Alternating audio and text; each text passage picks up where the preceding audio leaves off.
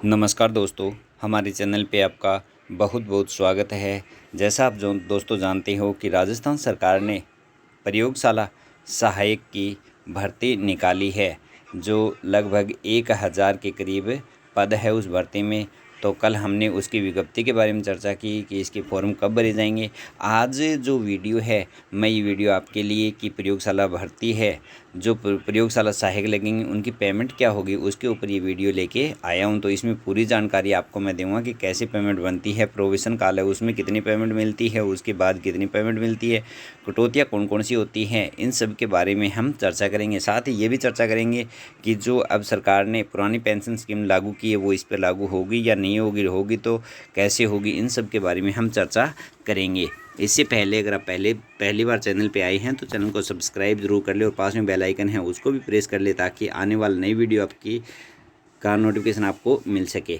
तो सबसे पहले तो मैं बता दूं कि प्रयोगशाला सहायक है ये L8 में आता है। L का मतलब लेवल 8 में जो लेवल निर्धारण किया है सरकार ने, तो उन लेवल 8 में आता है।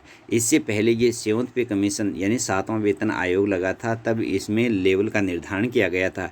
इससे पहले जो छठा वेतन था उसमें पे ग्रेड 2800 थी, और जो 5200 से लेकर 20,200 पे बैंड थी। तो ये थी पहले, और अब वर्तमान में जो 7th पे कमीशन लगा है उसमें L8 के अंतर्गत आता है। तो L8 है तो इसमें जो प्रोबेशन पीरियड है उसमें आपको कितना मिलेगा 2 साल तक, तो ये मिलेगा 18,500 रुपये। कितना मिलेगा? 18,500 L8 के लिए, प्रयोगशाला सहायक के लिए। अब जब 2 साल पूरे हो जाएंगे, आप प्रोबेशन पूरा कर लोगे, उसके बाद में आपकी जो बेसिक होगी यानी आपको जो मिलना शुरू होगा, जिसके ऊपर सभी प्रकार के भत्ते कटौतियाँ होती हैं, तो वो होगी 26,300। तो 26,300 आपकी बेसिक पेमेंट होगी। उसी के ऊपर आपको सभी कटौतियाँ और मिलती है, और जो महंगे भत्ते हैं वो भी। जैसे अब मैं आपको बताऊं कि जो प्रोविज़न काल है उसमें 18,500 रुपये मिलेंगे, और जो प्रोविज़न काल पूर्ण होने के बाद में 26,300 बेसिक पेमेंट होती है। तो जैसा ये जो गणना की है वेतन की, ये गणना की है पुरानी पेंशन स्कीम के अनुसार। जो पुरानी पेंशन स्कीम सरकार लागू कर रही है, तो आपके भी पुरानी पेंशन स्कीम लागू होगी। तो आपको जो NPS में 10% कटता था प्रोविज़न में, वो आपके नहीं कटेगा। अब आपको 18,500 रुपये पूरे मिलेंगे, वरना NPS कटता तो 18,500 में से 1850 रुपये आपके NPS के रूप में कटते। तो ये अब नहीं कटेंगे आपके। ये बहुत बड़ी खुशखबरी है आपके लिए। आगे जो इसमें जो भत्ते मिलते हैं, जैसे महंगाई भत्ता है, मकान किराया भत्ता है, तो ये दोनों भत्ते मिलते हैं, ये हमेशा बेसिक पेमेंट है उसके ऊपर लागू होते हैं। तो महंगाई भत्ता वर्तमान में 31% चल रहा है, और जो मकान किराया है वो 9% चल रहा है। समय समय पर इसमें संशोधन भी होता रहता है, यानी इनमें बढ़ोतरी होती रहती है।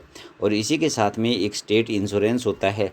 ये जब प्रोविज़न पूरा हो जाता है उसके बाद में स्टेट इंश्योरेंस लागू होता है। तो स्टेट इंश्योरेंस की कटौती होती है 1200 रुपये, यानी राज्य बीमा। अब इसके बारे में भी चर्चा करेंगे। इससे पहले आपको मैं बता दूं कि जो महंगाई भत्ता है वो कैसे ज्ञात करेंगे। आप समझ गए होंगे, आपको प्रोविज़न पीरियड में मिलेंगे 18,500 रुपये। उसके बाद में जब आपका प्रोविज़न पूरा हो जाएगा 26,300 रुपये आपकी बेसिक होगी। 26,300 पर आपका महंगाई भत्ता आज के दिन पे देखें तो 31% महंगाई भत्ता है। तो 26,300 का 31% निकालेंगे, तो 31% निकालेंगे तो 8,153 रुपये महंगाई भत्ता बनता है आपका। इसी के साथ में जो मकान किराया है, वर्तमान में मकान किराया 9% दे रही है सरकार। यानी कि 9% का मतलब ये हो गया कि जो 26,300 है इसका 9% हम ज्ञात करेंगे। 9% ज्ञात करने पर 2,367 रुपये यानी 2,367 रुपये मकान किराए के बनते हैं। इस प्रकार से कुल वेतन यानी जो ग्रोस इनकम है आपकी, तो वो कितनी हो जाएगी? 26,300 बेसिक हो जाएगी, जिसमें महंगाई भत्ता 8,153 और 2,367 रुपये आपका HRA मिल जाएगा। तीनों को जोड़ने पर 36,820 रुपये, यानी 36,820 रुपये आपकी फुल सैलरी बनेगी, ग्रोस सैलरी बनेगी। इनमें से अलग अलग कटौतियाँ होती है। कटौतियाँ होने के बाद में आपको जो नेट पेमेंट यानी कि जो आपके खाते में आती है वो पेमेंट आएगी। तो जो नई पेंशन स्कीम, जो पुरानी पेंशन स्कीम शुरू की है, तो उसमें एनपीएस की कटौती सरकार ने बंद कर दी है, यानी जो एनपीएस है उसकी कटौती बंद कर दी है, लेकिन इसमें होती है जीपीएफ की कटौती। अब जीपीएफ की कटौती की स्लेब आगे नई स्लेब आएगी, उसी के अनुसार पता चलेगा कि कितनी कटौती होगी। अब उसके बाद में एक कटौती होती है एसआई की, यानी राज्य बीमा स्टेट इंश्योरेंस की कटौती होती है।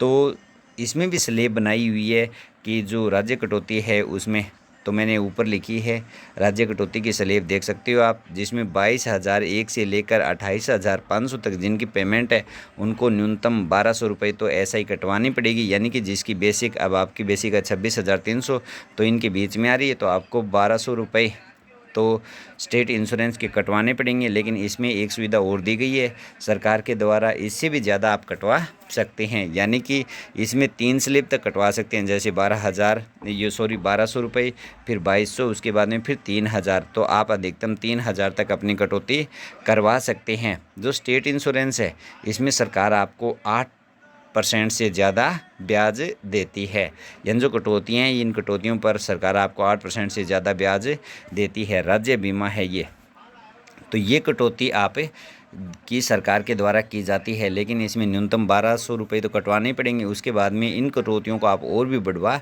सकते हैं। लेकिन ये कटौती होती कब है, मेन बात ये है कब करवा सकते हैं, जब आपका प्रोविज़न पूर्ण हो जाता है। पूर्ण होने के बाद में जैसे ही अप्रैल का माह आता है, यानी जब आपका प्रोविज़न पूर्ण होता है तो अप्रैल का माह आता है, तो उसमें ये कटौतियाँ शुरू होती है, यानी कि जो मार्च का माह है उसमें आपको फॉर्म भरवाए जाएंगे एसआई कटौती के लिए, उसके बाद में आपकी कटौतियाँ शुरू होती है। तो कहने का मतलब यही है कि जब तक अप्रैल नहीं आएगा तब तक आपको ये सैलरी मिलेगी, लेकिन जैसे ही अप्रैल का माह आ जाएगा तो उसमें इतनी लेस और हो जाएगी, और साथ में जो जीपीएफ है, जो स्लेब सरकार जारी करेगी, उसकी भी कटौती होनी है। तो इन बातों का आपको ध्यान में रखना है। अब आपको मैं बताऊं कि जो पीछे तनख्वाह मिलती थी एनपीएस के अनुसार, नई पेंशन स्कीम के अनुसार, तो उसमें एनपीएस की कटौती होती थी। एनपीएस की कटौती कैसे, डीए होता था और साथ में बेसिक, जो बेसिक होता था उसका डीए दोनों को जोड़ के उसकी 10% की कटौती होती थी। तो जो प्रोविज़न है, प्रोविज़न में 18,500 रुपये, तो इसका 10% 18,50 तो घटा देंगे, तो इस प्रकार से 16,650 रुपये आपको मिलते। कौन सी, यानी कि जो नई पेंशन स्कीम थी उसके अंतर्गत 10% एनपीएस की कटौती। उसके बाद में जब प्रोविज़न पूरा हो जाए उसके बाद में 26,300 रुपये आपकी बेसिक है और 8,153 डीए, टोटल 34,453 रुपये, ये आपके डीए प्लस बेसिक, और इसका 10% अपन काटेंगे तो 3,445 रुपये। इस प्रकार 31,008 रुपये आपको मिलते, और इसके साथ में HRA 31,008, इसके साथ में HRA जोड़ दें तो 2,367 रुपये HRA, तो टोटल 33,375 रुपये आपके खाते में आते बिना एसआई काटे। और एसआई और अगर कट जाती इसमें 1,200 रुपये एसआई के और माइनस कर देते, तो जो बचा हुआ अमाउंट है वो आपके खाते में आता।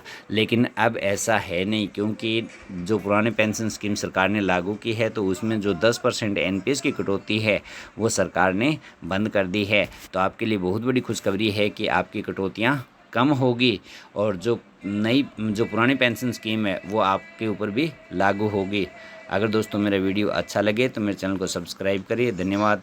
और किसी प्रकार का कोई आपको सस्पेंस है इसमें तो आप कमेंट बॉक्स में अवश्य लिखें।